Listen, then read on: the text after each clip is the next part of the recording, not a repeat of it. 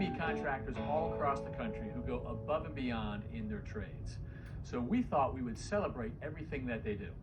And today we're going to start with a general contractor named Zach Detmore. I'm Zach Detmore. I'm the owner of Detmore Home Improvements, and I'm a carpenter. I think I started carpentry around 9, I think, and I made some cutting boards and some basic little projects like stools. I felt obligated to go to college because my parents were well educated, and I thought that was a path to success, but I always felt conflicted because I didn't really want to be in college. So in 2010, I sort of made the hard switch to leave college and do this full time. All right, so here's the job site binder. Inside we have contact information for everyone on our company and the homeowners. We have a job schedule. We have all the finishes in the whole project sorted by type, so appliances, electrical, etc. So yeah, organization is extremely important to me. I try and keep every part of the business as organized as possible. On the job site, we've recently switched to using color-coded signs that sort of designate to the different sub-trades layouts. So for the plumbers, they're obviously blue, and those blue signs would tell the plumbers there's going to be a pipe here, and for the electrician, they'd be yellow.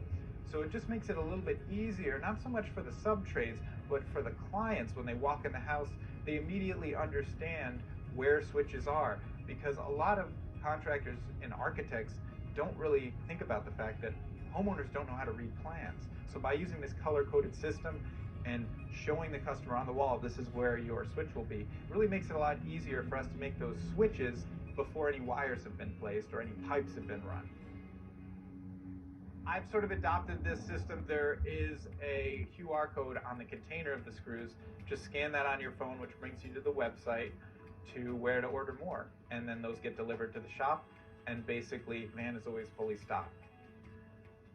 One thing I feel really strongly about is I have a bunch of tools that I leave on the job site, and instead of putting them in a lockbox and locking that so no one can use it, I just leave them there.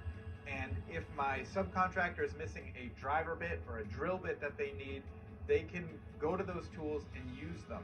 And the reason I do that is because we're all one team. We're all trying to push this job towards the finish line. And I would rather a subcontractor use a tool and maybe forget to put it back than attempt to have to run out and get something and maybe delay the project timeline, or try and not use that tool and have an inferior result. So just leaving those on the job site is really beneficial, and I think it's one of the keys to my success, and I don't see a lot of people doing that. I mean, it's definitely self-serving too, because I want them to want to work with me, and I want them to show up on time. I want my project to succeed, and it's completely dependent upon them. It's 100% not going to happen if they don't show up. So I'm just controlling what's in my control. And I chose to be a carpenter not because I didn't have better options. I got into this work because I wanted to do it. I want to show people that this is a really valid career, and you can get a lot of fulfillment out of it, and you can be active, and you can be on your feet, and you can have a really successful life.